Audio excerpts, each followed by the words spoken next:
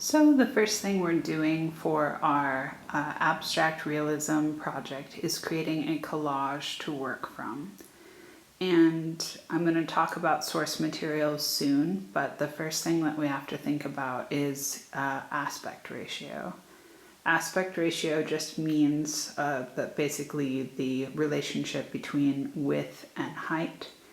And so for those of you working on a 16 by 20 canvas pad, a 4 by 5 little collage will work out incredibly well because of the fact that you can enlarge that very easily to scale.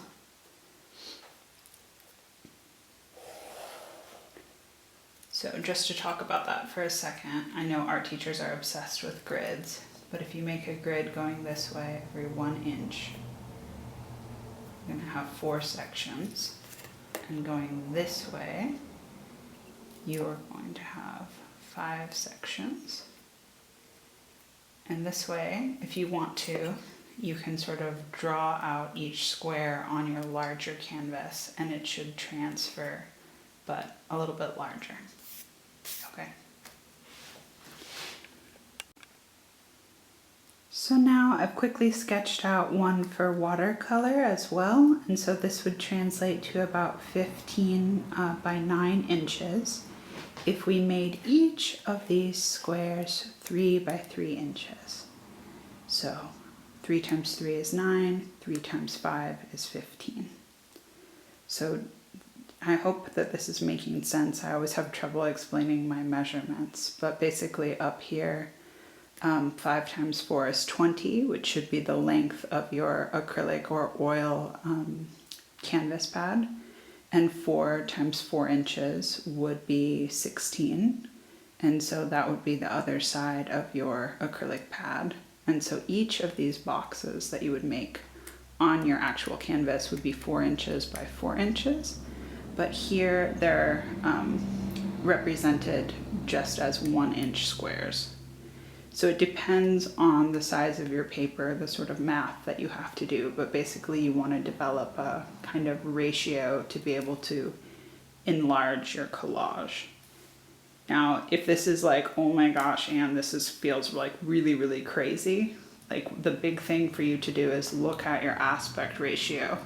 Does it seem kind of wide like this, or is it a little bit more cinematic looking like the watercolor pad? So you can see here, I've just got some different advertisements that got sent to my house.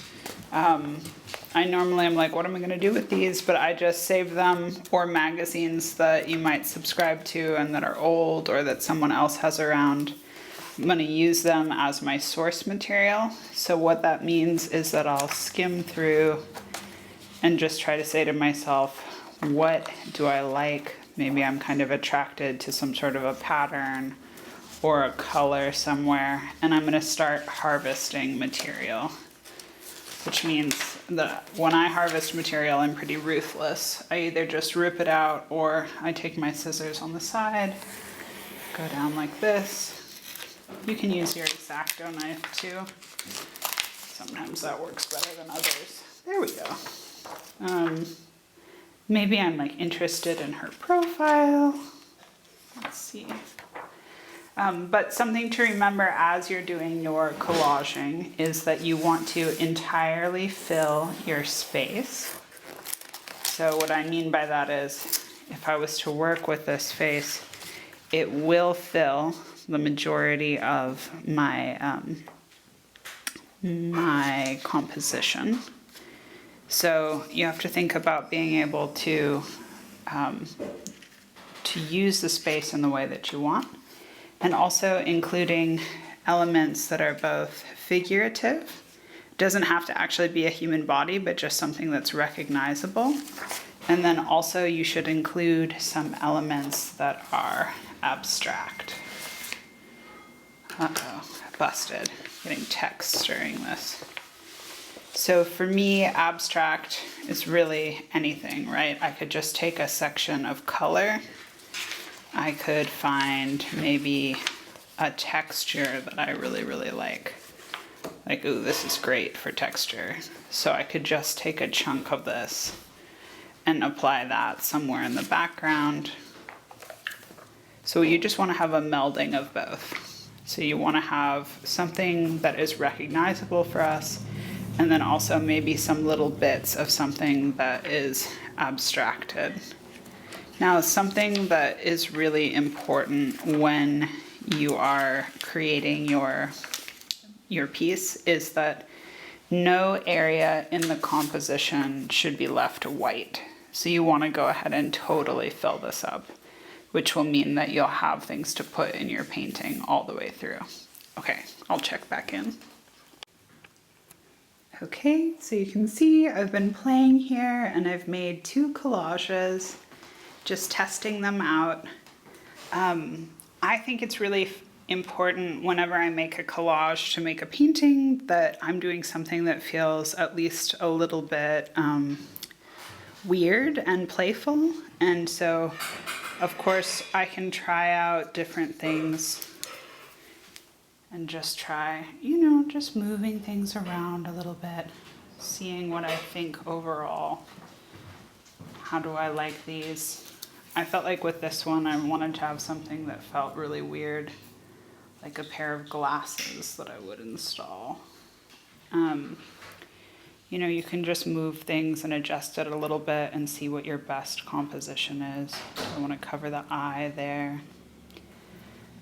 When I'm ready, I always just use my phone and snap a photo, because chances are when I go to glue, I'm going to move these around a little bit, and that lets me know where I want to get them back to.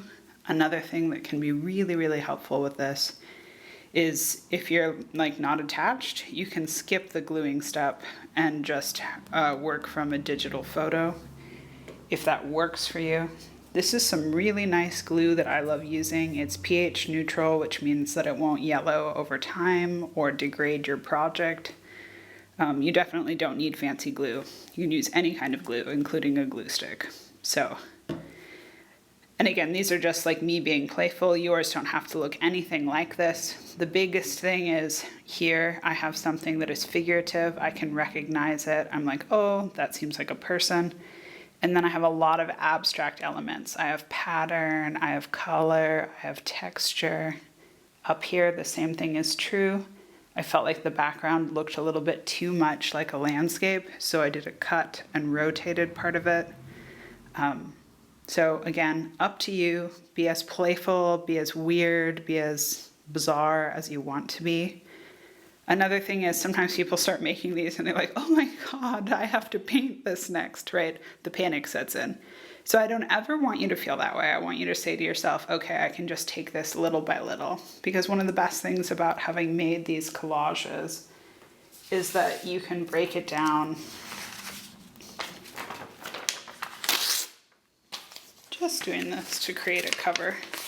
You can break it down into little sections. So you can just break things into their shapes, where you're finding them. Some people like to cover it up so they're only seeing one square at a time as they go. You do not have to make something that looks exactly like this. In fact, it shouldn't. It should be your inspiration. It should just be the sort of thing that gets you going.